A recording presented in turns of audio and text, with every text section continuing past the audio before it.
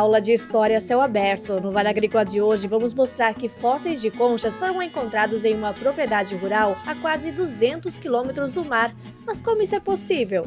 Eu lembro que o meu pai, ele sempre dizia, dizem que aqui era mar, mas eu não acredito.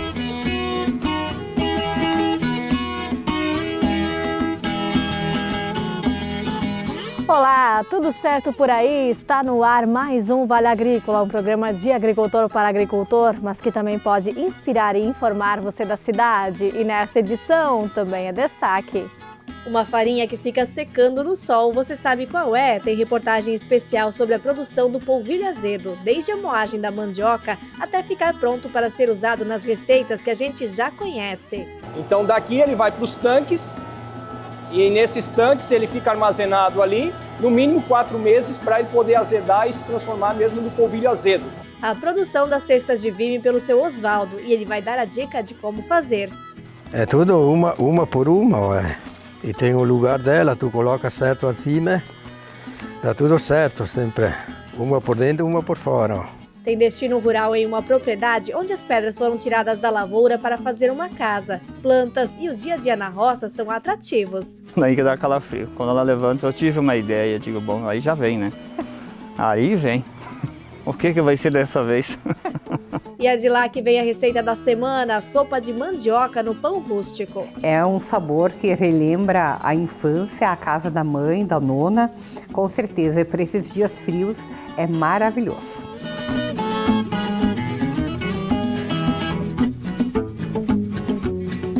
E o chimarrão já está pronto, pegue sua cuia e fique com a gente. O Vale Agrícola cheinho de informação para você está só começando.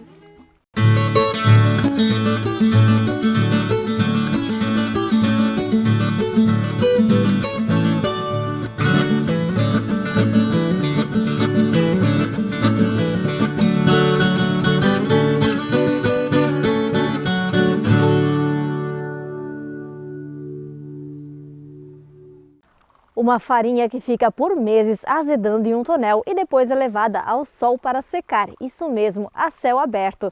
Este é o processo de produção do polvilho azedo, que faz parte de tantas receitas do nosso cardápio. Nós fomos até uma agroindústria para ver como é este processo e também da farinha de mandioca.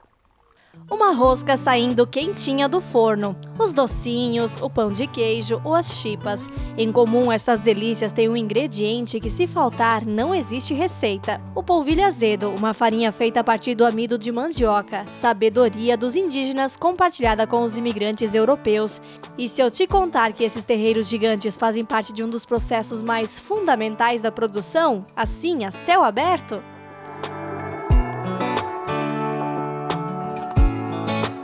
A produção do polvilho azedo é tradição nesta agroindústria que o pai do Edivan comprou lá na década de 80, mas que antes disso já pertencia à família Lurtenberg, tempos onde a produção de farinha era um serviço manual e oneroso. Para ter uma noção, hoje nós trabalhamos aqui na área, na produção, fazendo polvilho azedo e farinha em torno de 4 funcionários. Naquela época eu trabalhava com 10, 12, até 15 funcionários na produção, para produzir a metade, menos da metade que se produz hoje num dia. O polvilho azedo, por exemplo, se pegava na mão em torno de 12, 13, até 15 vezes em determinados processos. O que mudou de lá para cá, a gente começa a ver agora. A mandioca chega assim, apenas arrancada no depósito da agroindústria. Aqui é a parte do recebimento, né? Tem a pesagem lá embaixo, a gente só faz a análise também do amido, né?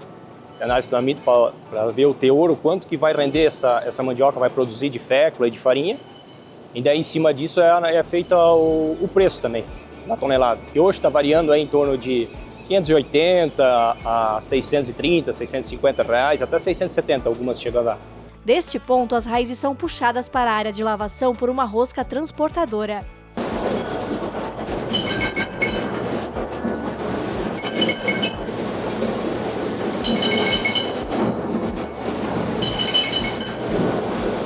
Então ela trabalha ali no primeiro lavador, começa tirando o maior, que é o barro, né? E depois vem descascando a própria mandioca.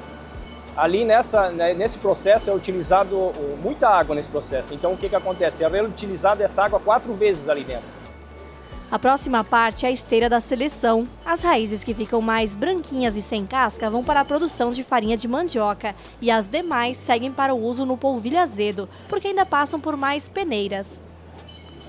A parte do polvilho azedo, ela passa no picador, do picador vai para a cevadeira, da cevadeira vai para peneiras rotativas, chamado de GL, né?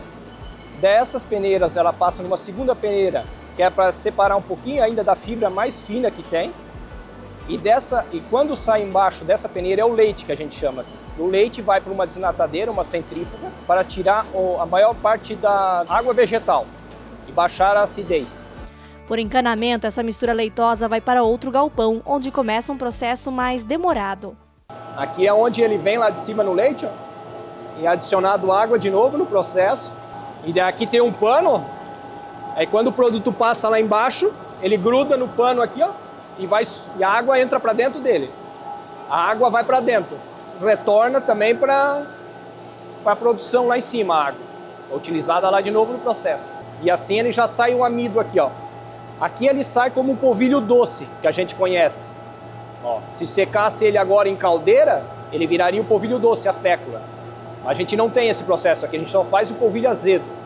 Então daqui ele vai para os tanques, e nesses tanques ele fica armazenado ali, no mínimo 4 meses, para ele poder azedar e se transformar mesmo no polvilho azedo, para ter aquela característica que é a expansão na hora de fazer a rosca, né? A agroindústria tem 16 tanques, cada um com capacidade de armazenar de 30 a 44 toneladas. O polvilho tem que ficar aqui azedando no mínimo 4 meses. Esse já está com 10 meses. Esse aqui ainda é um tanque da safra passada, e esse ainda está sendo secado hoje. Até se tu sentir, já sente um cheiro característico, né? Porque não dá conta de secar tudo, né? Então vai secando. Alguns secam com 4, com 5, 6, até 12 meses. Assim ele vai para o sol. Este processo de secagem é uma outra etapa curiosa, porque como a gente mencionou no começo da reportagem, o polvilho é secado no sol a céu aberto. Então a gente procura sempre botar de manhã cedo, nunca quando o sol está muito forte, que também interfere. Se ele secar muito rápido, também perde qualidade, principalmente nos dias de verão, que é muito quente. Então a gente trabalha assim, coloca de manhã, a quantidade mesmo é pouca, dá em torno de 1 quilo, 1,5 kg por metro quadrado, que é tirado. Então precisa de bastante área para conseguir secar a quantidade que a gente precisa, né? E a variação do tempo na secagem é bastante distinta, porque no inverno já é em torno de 2 até 3 dias, e no verão, com um dia bem bom de sol, a gente consegue tirar. Para evitar contratempos, como uma chuva do nada, cada área dessas tem uma cobertura acionada de forma rápida. Estar de olho na previsão é fundamental. Como a gente depende disso e trabalha com isso há tantos anos, a gente já sabe praticamente quando que vai chover. Uma vez ou outra que acontece, que a vaz molha, que acontece um imprevisto, mas se não, a gente sempre já sabe o dia que vai colocar ou não vai.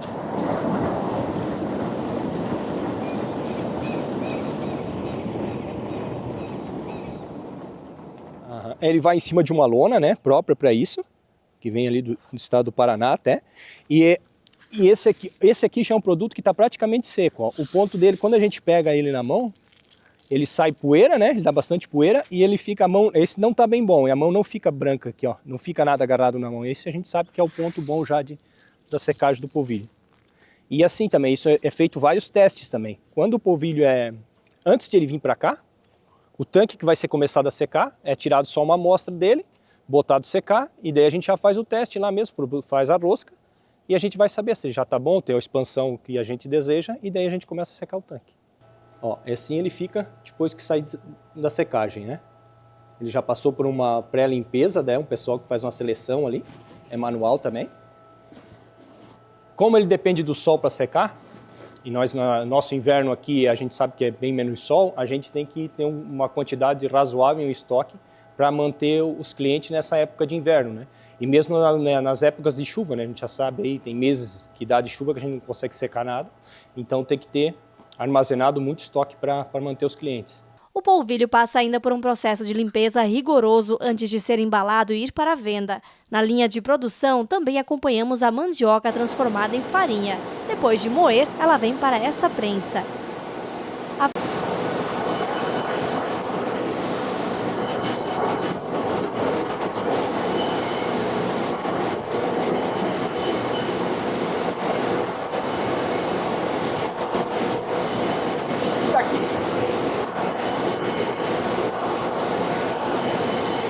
A farinha é solta mais uma vez antes de ir para o forneamento.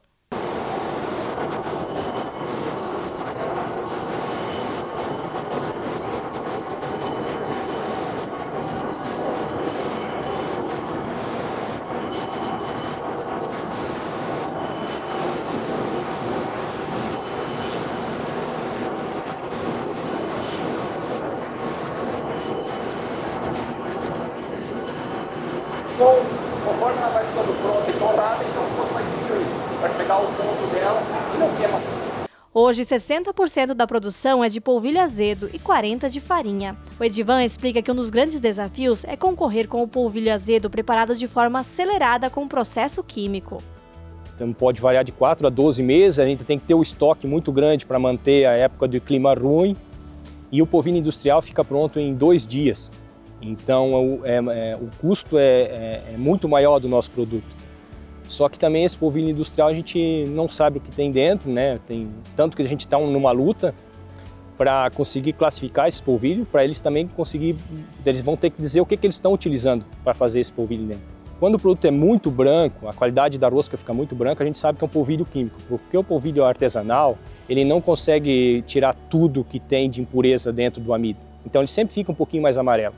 E a característica também que dá a notar é o próprio cheiro, né? O cheiro e o sabor, que dá o sabor característico é aquele pouquinho azedo que dá no polvilho azedo.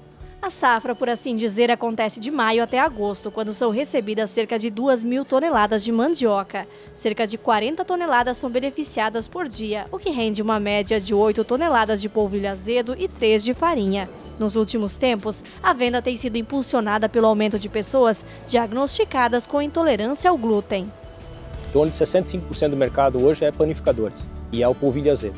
Demais é mercado e a farinha de mandioca e outros produtos que a gente tem. Com certeza, a gente sempre buscou isso, buscou trabalhar nessa linha, num produto que seja artesanal, que não vai nada de conservante, nada dentro, que é o que a gente acredita que é por aí, como a gente não tem uma produção muito grande, tem o problema também de mandioca, que não tem a produção, não tem como competir com quantidade, então a gente sempre busca a qualidade dos produtos.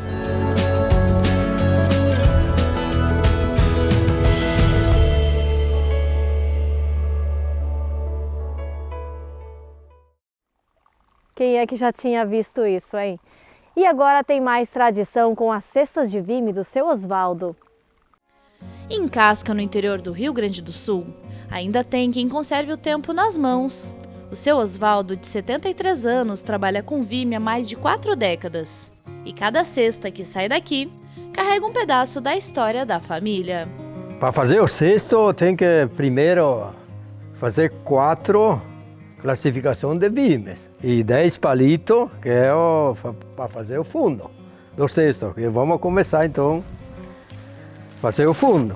E quem que ensinou o senhor a fazer isso? Olha, foi um senhor de idade que já faleceu, que ele tinha aprendido de um senhor que tinha vindo da Itália. Isso aqui é uma tradição que veio da Itália. Por isso que eu quis aprender para manter viva as nossas raízes, né? Tem os 10 palitos mais 14 vimes para fazer o fundo.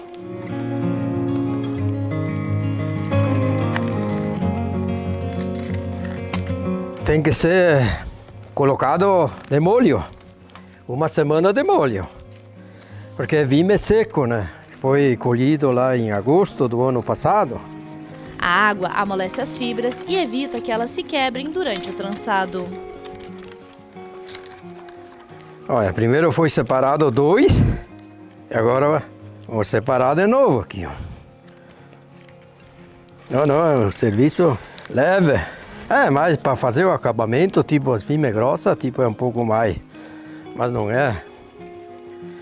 Eu gosto de fazer essas coisas. A gente coloca na internet, vem às vezes pedido, como faz uma caminha para cachorro. Veio um ano passado, um pedido, tu me faz os lustres. Vamos tentar. E foi feito, ficou legal. Agora trabalha com mais 4 vimes.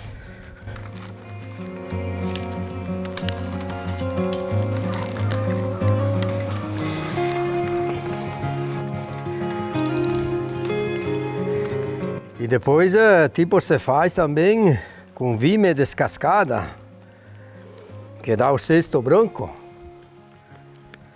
Só que aquele tem que colher as vimes lá pro final do ano, que ela descasca.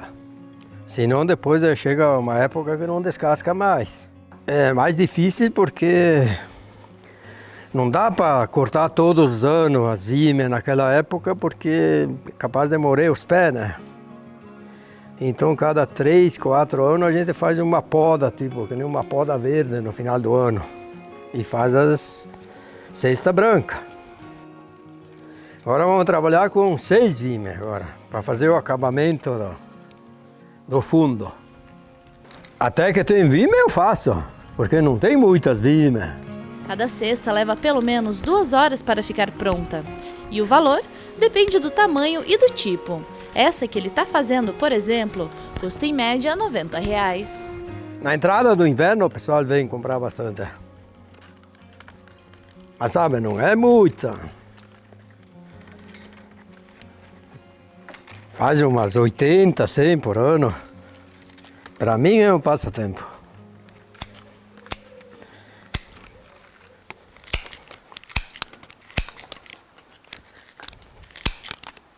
Pronto, o fundo da cesta está pronto, ó. Agora então vamos colocar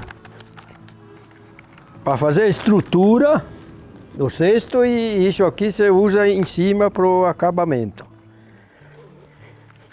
Aqui no meio coloca 4 no início, que vai sair o cabo com essas. A gente não pode parar. Eu pelo menos não. Tem que ter alguma coisa para entreter o tempo. Pronto, foi cravada agora para fazer a estrutura.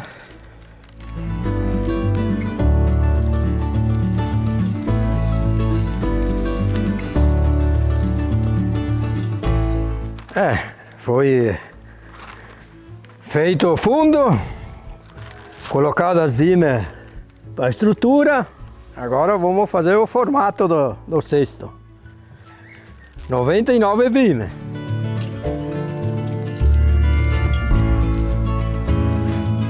Pegar as mandioca, amendoim, essas coisas a gente planta. Precisa levar lenha. Ia juntar pinhão. Quando vem os netos, ia juntar os ovos. Antigamente usava bastante aquele cesto branco para levar as coisas nas festas. Hoje em dia, tu vai numa festa, tem tudo. Prato, salada, essas coisas. Mas de anos atrás, só tinha o churrasco. E tinha que trazer de casa pratos, talheres, salada. E todo mundo tinha a cestinha branca para colocar as coisas.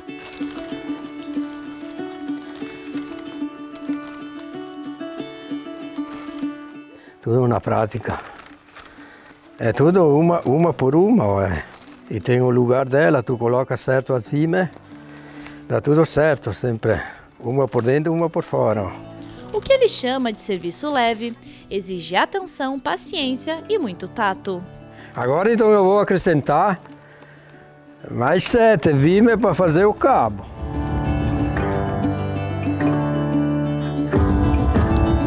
Vamos para as 24 finais agora.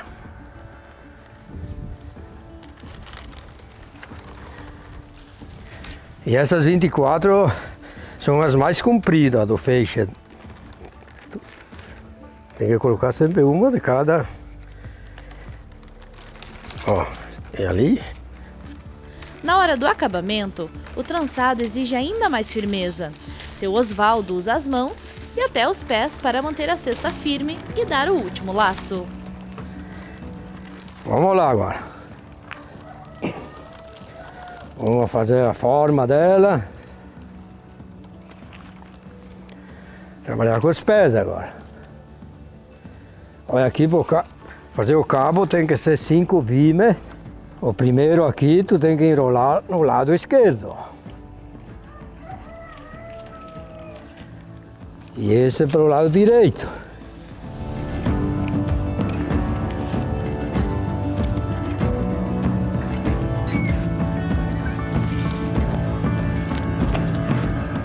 Lado esquerdo, enrolar.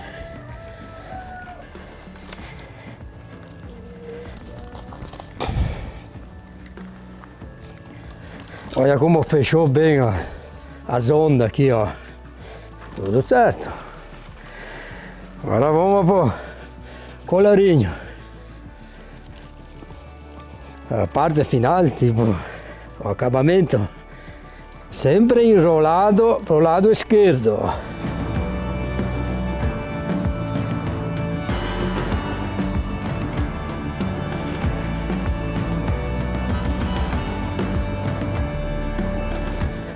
Pronto, está pronta a cesta. Que os italianos conhecem isso por cavanha. Mas uma cesta assim, se tu não deixa na chuva, te dura 20 anos. Usando ela, não deixar molhar, né?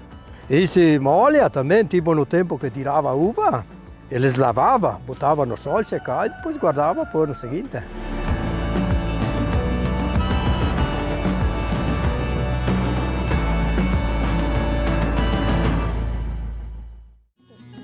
E agora vamos fazer um combinado. Se você está gostando do programa, envia para um amigo. Não precisa ser muita gente não, para alguém que você sabe que vai adorar também o Vale Agrícola. E agora a gente vai para aquele intervalo curtinho, porque na volta tem mais. Cansado das pedras que atrapalham plantar na lavoura, a família gaúcha usou elas para fazer uma casa, assim como antigamente. E tem mais desse roteiro especial, já já a gente conta.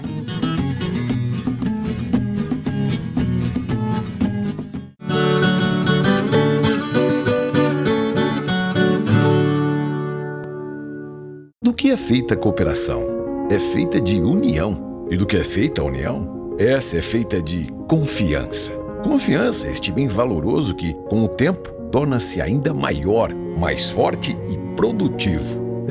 E a gente sabe bem disso, porque já são 50 anos que cultivamos a confiança dos associados, clientes e colaboradores como nosso maior patrimônio. Cooperativa Cravil, 50 anos. Uma história de confiança. Há 30 anos no mercado, a Mogiana Especialidades Químicas sempre prezou pela qualidade, transparência e dedicação na pesquisa, formulação, desenvolvimento e industrialização dos produtos de seus clientes. Nossa linha Agro vem para atender as empresas fabricantes de fertilizantes e adjuvantes, desenvolvendo produtos como aditivos, agentes quelantes e complexantes, aminoácidos e tantos outros, sempre acompanhando o que há de mais moderno em tecnologia sobre fertilizantes. Entre em contato conosco em www.mogiana.com e saiba mais. Em 10 anos, a Domo Solar já ajudou mais de 1.400 clientes a economizarem na conta de energia em quase 70 municípios do sul do Brasil. Com sede em Blumenau e filiais em Rio do Sul e Chapecó, a Domo Solar viabiliza diversas linhas de crédito para facilitar ainda mais a transição para a energia solar. Saiba mais em www.domosolar.com.br. Domo Solar, quem gera energia, economiza de verdade. A FECOAGRO está presente na vida de milhares de produtores rurais de Santa Catarina. Produzimos fertilizantes com qualidade e sustentabilidade, realizamos compras conjuntas que geram economia e coordenamos programas oficiais que beneficiam os agricultores. Produzimos conteúdo do cooperativismo pelo rádio, TV e nas plataformas digitais. FECOAGRO, há 50 anos cooperando e cultivando confiança em Santa Catarina.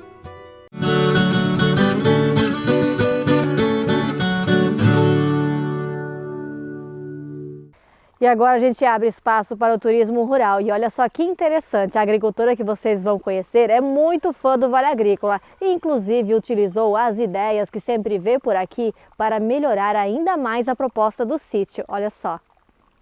É na pequena propriedade do interior de Sertão Norte do Rio Grande do Sul que um sonho foi nascendo. Entre o dia a dia do trabalho na roça, as plantas ornamentais e os saberes de casa com sabedoria que passa de mãe para filha, o Vale das Flores começou com a Andréia, agricultora cheia de ideias, e ganhou a família inteira. Esse espaço surgiu de um sonho, de uma realização pessoal. Na verdade, no começo aí todo mundo ficou meio contra, né? Ficou só a Andréia, depois daí foi amadurecendo, foram entendendo e tal.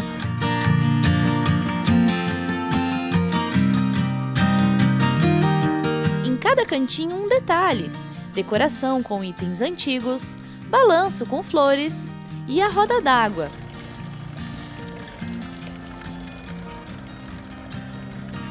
A propriedade está há mais de um século nas mãos da família do Eliezer. Quando a Andréia chegou, em 1999, o foco ainda era o leite e a lavoura, mas muita coisa foi mudando com o tempo, começando pelos aviários. As vacas de leite já não estavam agregando muito, nosso terreno tem declive, era bastante barro, aí veio a oportunidade dos aviários. Aí em 2008 a gente fez os aviários. Começamos com um de 100 metros, depois 2013 mais outro e 2018 o terceiro. Então hoje em dia nós temos uma área para 90 mil frangos de corte. E depois fomos evoluindo, né? Com aviários e sempre atrás de mais serviço, né? Tentar diversificar. Mas assim parecia que não bastava. E aí veio a ideia também da estufa de suculentas. Apaixonada por flores e plantas, lembrança viva da casa da mãe e das nonas, ela teve uma ideia. Por que não transformar esse amor em um novo projeto? Essa é a cabeça de medusa. Ela é rara, ela demora mais para fazer mudas, né? Aqui temos a colher de cobre, a colher de prata e a colher de pedreiro. A língua de gato, olha bem a linguinha, ó. Por isso que eu digo que a suculenta ela é fascinante. A estufa de suculentas tem hoje mais de 200 espécies, uma coleção que ganhou forma com o apoio da Emater e da troca com outras propriedades. As plantas logo viraram lembrancinhas e uma porta de entrada para o que viria depois. De acordo com a produtora, só as estufas não bastavam para atrair o público. E o turismo rural chegou como uma paixão à primeira vista. Da estufa de suculentas também veio a ideia dos morangos para nós ter na nossa propriedade. Que a gente faz o suco, a geleia, as tortas recheadas. Aí veio a cantina, né? Juntamos a cantina com a comida, sempre pensando na comida caseira, comida italiana, resgatando a cultura, né? Nossa italiana, que é onde a gente foi criada, né? Os costumes. Em apenas 2 anos, a propriedade se transformou. Cada estrutura ou detalhe foi feito por eles. O Eliezer conta que o gosto pela madeira veio do pai e do avô. Então a gente não tem só um casamento, tem uma sociedade, como eu costumo dizer. E geralmente eu sou a arquiteta e ele é o construtor, né? Daí que dá calafrio. Quando ela levanta, eu tive uma ideia, digo, bom, aí já vem, né? Aí vem. O que vai ser dessa vez? E é neste espaço que a família recebe os visitantes, com capacidade para cerca de 80 pessoas. E aqui dentro, cada cantinho é pensado nas nonas, né? Por exemplo, as esportas, as bolsas que as nonas usavam para trazer as coisas do mercado, né? Feitas com dressa, com palha de trigo. E aqui em cima um lustre, feito com chaleira. Quanto cafezinho já não passou aí no fogão a lenha? E você já viu um peso de porta com um ferro de passar? E a recepção com o seu charme, né? É uma máquina de costura antiga. Você se sente literalmente na casa da nona. Aqui a comida é feita bem da moda antiga ainda. No fogão a lenha, tudo é produzido aqui. Nos cafés colonial sai bastante bolo, bolo de chocolate, principalmente bolo integral, né, que tá na moda agora, né? Pão de queijo. Quando tem as jantas ou almoço italiano sai bastante massa, de vários molhos, tanto de carne quanto branco. Lasanha, tortelha, então o pessoal procura bastante comida caseira mesmo, de panela.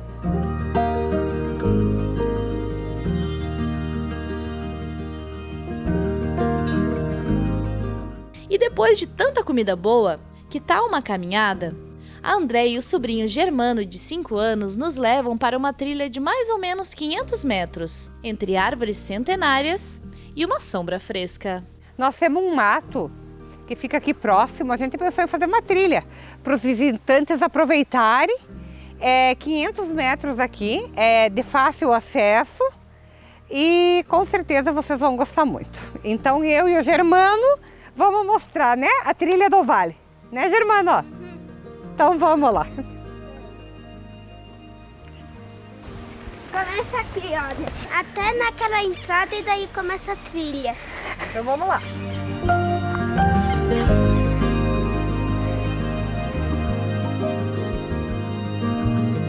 É aqui que começa. Então aqui começa a trilha.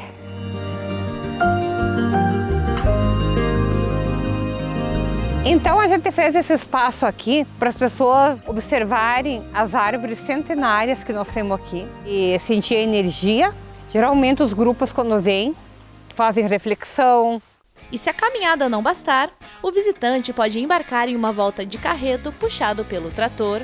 O veículo, um modelo de 1975, pertenceu aos sogros da Andréia e foi totalmente restaurado para os passeios com os turistas.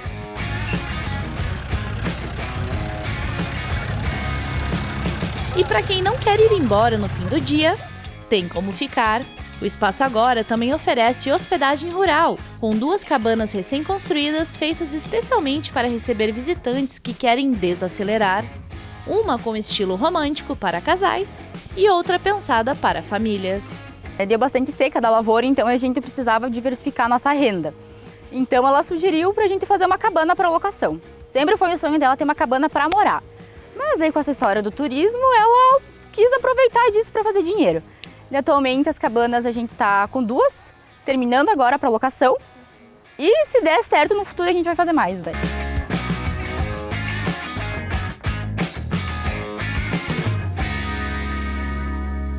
E quem ajuda a organizar os eventos e deixar tudo ainda mais especial é a Andriele, irmã da Andréia, que voltou da cidade para somar no projeto. Artesã e decoradora, ela cuida da recepção e da venda de produtos coloniais na charmosa Casa de Pedra, feita com material reaproveitado da lavoura. Filó, feitio do melado, almoço de mães, de pais, enfim, datas festivas, né?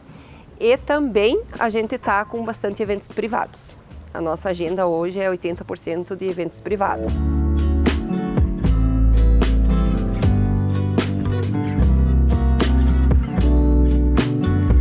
Quando entram, né, na cantina, elas têm algumas até que se emocionam pela questão assim de ter bem aquela lembrança de casa de vó, aquele aconchego, um fogão a lenha, né? Então é uma questão assim que pra gente é maravilhoso causar, né, essa experiência, trazer essas lembranças para as pessoas, né?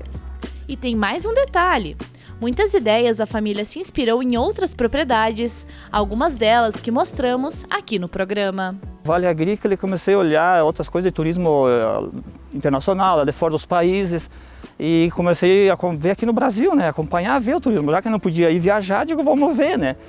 E comecei a gostar, comecei a mostrar para a Andréia, e daí foi a paixão à primeira vista, né, pelo turismo, né. Foi muita inspiração. Sim. Aí a gente, quando que a gente descobriu, aí fomos assistir todos quase, né? Foi muito importante para nós, né? Muita novidade, né? Muita novidade. Sempre tem coisas novas, que cada cabeça é uma sentença, né? Então, tu sempre vai ver coisas novas, né? Não vai existir, vai parar no tempo. Cada propriedade tem um estilo diferente do outro, né? Vai agregando. A propriedade preserva o passado, acolhe o presente e prepara o futuro. A filha Alice, formada em zootecnia, e o Matheus, estudante de agronomia, escolheram ficar. Hoje ajudam nos aviários, na lavoura, nas refeições e no turismo. Hoje a área que nós vimos da propriedade do total dá 1,5 hectare, 1,5 hectare de área para o turismo, né? Interlida ali entre as cabanas, cantina, campo, trilha, isso aí. 1,5 hectare. Era uma parte ociosa da propriedade que a gente sim aproveitou, né? Por ser pequena propriedade, a gente começou a ter a questão dos filhos, né, Eliezer? Que a gente também está investindo nisso para dar condições para eles ficar na agricultura. Isso. Né? Então tem segmento, né? Se eles querem, tem vários ramos aqui na propriedade que eles podem tocar, né? Então, sucessor nós temos, né? Só tem que dar qualidade, ver tudo, né?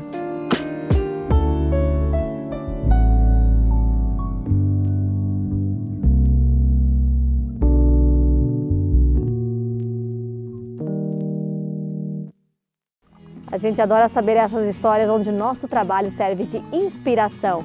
E daqui a pouquinho, um sítio onde a história ainda vive. Em Taió, fósseis de milhões de anos contam a história de um mar antigo que cobria o vale. Prepare-se para uma viagem no tempo, direto do campo catarinense. E vai ter caldo de mandioca preparado dentro do pão rústico.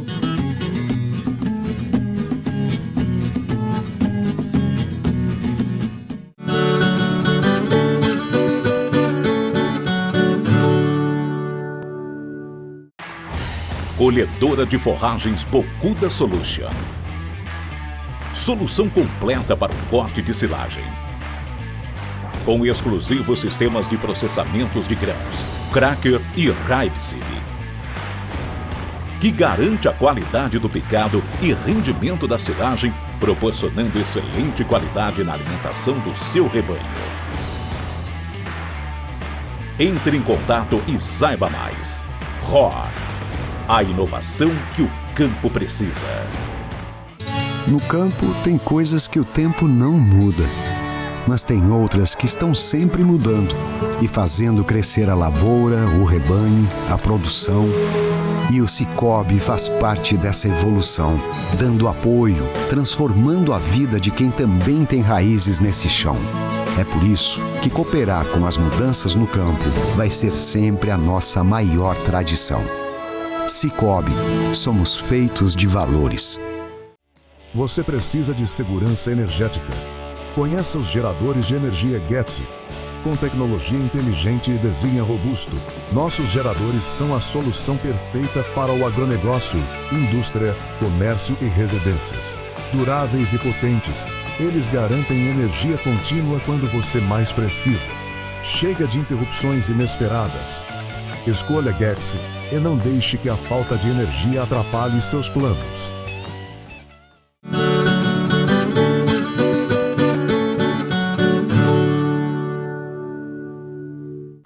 Em uma propriedade rural aqui de Santa Catarina foram encontrados fósseis de conchas do mar. Tudo certo se ela não ficasse a pelo menos 170 quilômetros do litoral. Essa descoberta reforça uma hipótese científica de que um dia todos os continentes estavam unidos. Confira na reportagem. Em meio a morros e plantações, um registro que encanta e intriga. Em Taió, no Alto Vale do Itajaí, em Santa Catarina, quase no centro do estado e em terra firme, há muitas décadas são encontrados registros de conchas do mar marcadas no arenito. O primeiro a fazer esta descoberta foi seu Antônio, pai da Maria, hoje já falecido.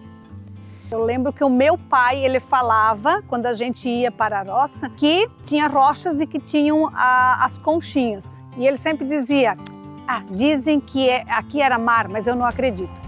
E foi durante a terraplenagem dos arrozais nesta área que a maior descoberta foi feita. Ao invés de uma ou outra pedra, apenas ao acaso, passaram a ser encontrados mais e mais fósseis. Provas de que um dia o município já foi mar. Segundo os pesquisadores, há cerca de 290 milhões de anos. Nos remetem ao período da Pangeia, o período que os blocos, a Terra era um bloco só, e que estava ali na questão das divisões.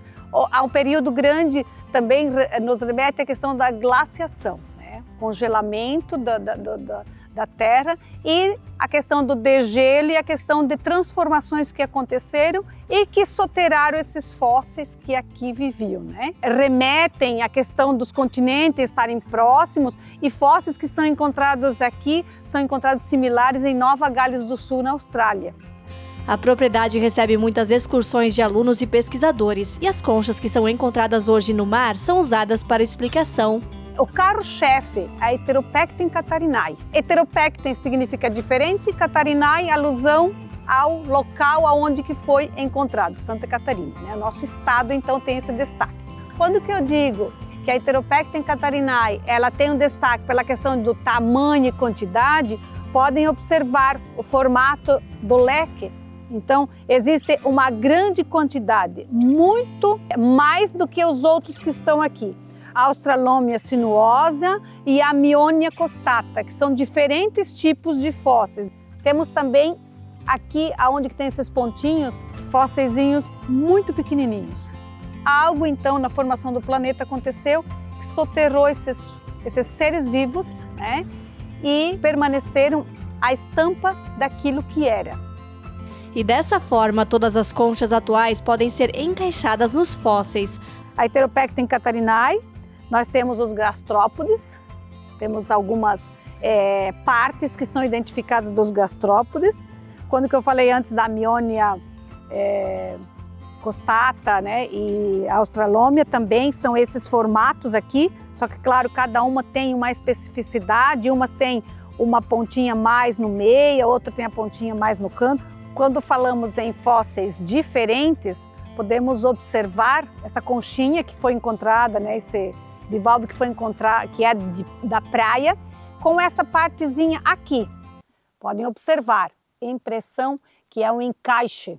O que o paleontólogo nos observou é que essa voltinha, ela está expressa aqui. Parece um pingo de ouro.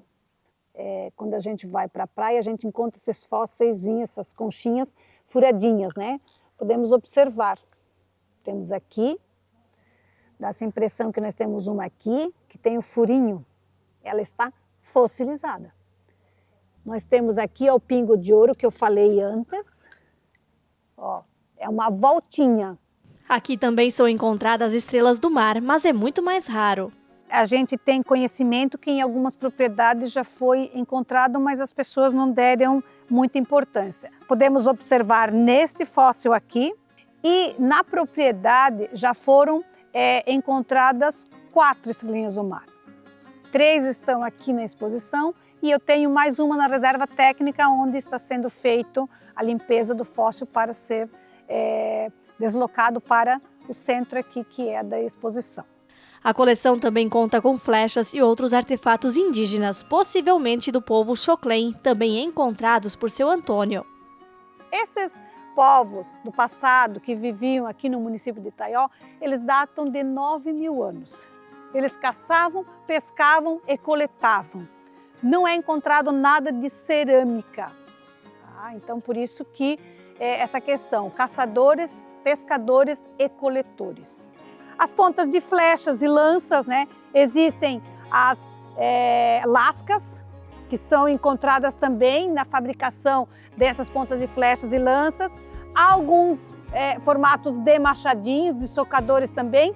Aqui eu tenho um machadinho, só que ele não é aqui da propriedade. Eu ganhei de um aluno. Longe das estruturas de grandes museus, a ideia da Maria é ampliar o atendimento nos próximos anos. Eu tenho muitos planos ainda na questão de tecnologias. Não penso em tirar esses fósseis da natureza, eles pertencem à natureza. Esses óculos que existem de realidade virtual, eu posso estar trabalhando diferentes formas, né, com a tecnologia e fazendo com que se torne também, não vou dizer mais atrativo, mas agregando valor a algo que já tem o seu próprio valor no registro histórico. A hipótese científica de que Itaió já foi mar existe, mas quem sabe em breve os descendentes do seu Antônio vão poder também enxergar de uma forma ainda mais realista esse passado distante, uma prova de como o planeta muda. Ele não acreditava, mas ele preservava. Então, eu acho que ele foi o principal historiador, o principal preservador desse patrimônio que nós temos. Ele faleceu fazem 17 anos, mas eu às vezes imagino ele vendo toda essa questão de preservação, da exposição, da visitação ao sítio. Então, é algo que nos deixa emocionado e é gratificante trabalhar.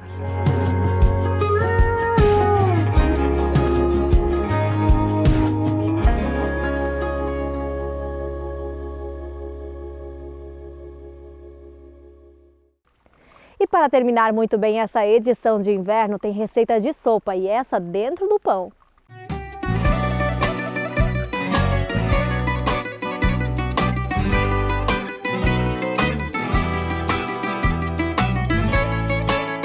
Olá, tudo bem? O meu nome é Andréia Ciconello Matana, faço parte do Vale das Flores, sou sócia proprietária. Hoje estou aqui para mostrar como se faz uma sopa de mandioca no pão, que a gente serve aqui na cantina. É um prato muito gostoso que as pessoas gostam muito. Então a gente coloca, aqui eu fiz com 1 quilo de mandioca, cozinhei até ela ficar bem molinha. E agora eu vou bater no liquidificador. Pode ser com qualquer mandioca. Importante que ela fique bem molinha. Tirar os fios para não enrolar no liquidificador.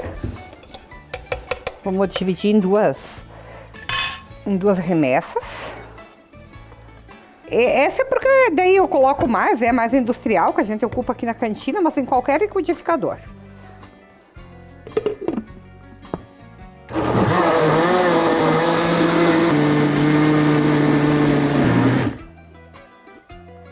Ó, ela fica bem cremosa.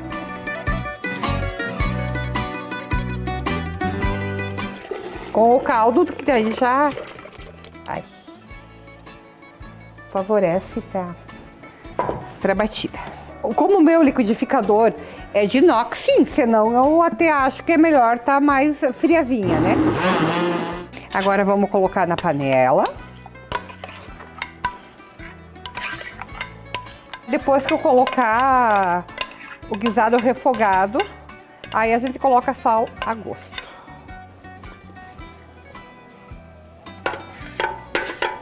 Agora colocamos toda a mandioca triturada na panela. Olha, dá pra ver que fica um caldo bem grosso. Aí, aqui já tem uma carne moída que a gente deixou. Tem cebola, alho, pode ir os condimentos que você gostar, né? Eu coloquei só isso. Agora vamos largar a carne. Ela é muito prática.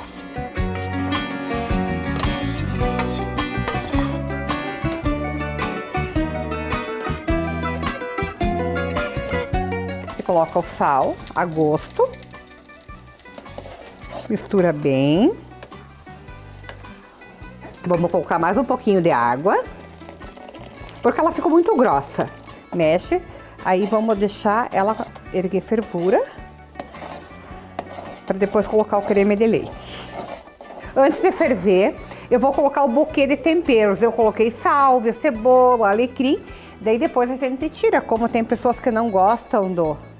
Deixamos levantar a fervura. E no fogão a lenha demora, né? Mas aí que a comida tem sabor. Depende do fogo, né? Como o fogão a lenha, então, vamos ver. É melhor não apressar muito para não queimar, porque se queimar, perde o sabor. Vamos só aguardar. Enquanto a gente pode começar a preparar o pão para receber a sopa. O pão eu fiz há 2 dias atrás. É uma receita tradicional, só que eu coloco ovo também na receita, que tem alguma receita de pão que não vai, essa vai ovo. E deixa ela fora do plástico. Deixa assim, deixa num lugar reservado e daí agora vamos abrir a tampinha. Pode ver que ele tá bem cascudinho, que é para a sopa não quebrar o pão, né? Vários outros sabores de sopa que a gente pode fazer, né? Eu uso agnoline também.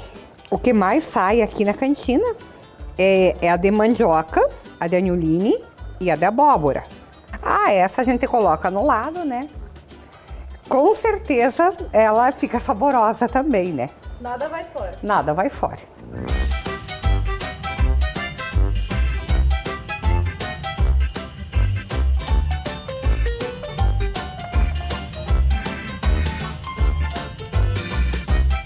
Eu coloquei 2 cremes de leite para essa quantia aqui. É para incorporar, para deixar ele mais saboroso, para dar o ponto mais certo. A receita que foi feita deu esses 3 litros mais ou menos de sopa. Com certeza dá para umas 6, 7 pessoas essa receita. Vai do gosto. Daí agora vamos levar para finalizar no pão.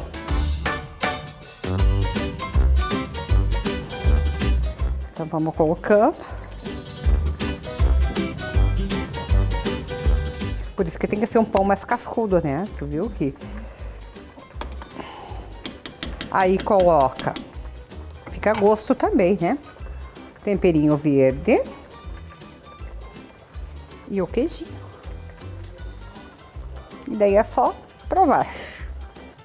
É um sabor que relembra a infância, a casa da mãe, da nona. Com certeza, para esses dias frios, é maravilhoso.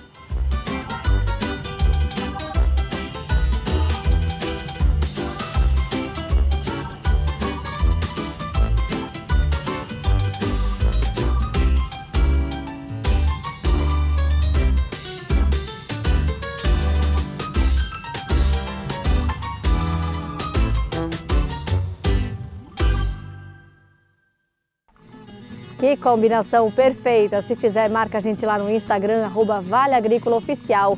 programa de hoje está chegando ao fim. Tenha dias produtivos de trabalho. A gente se vê. Até mais!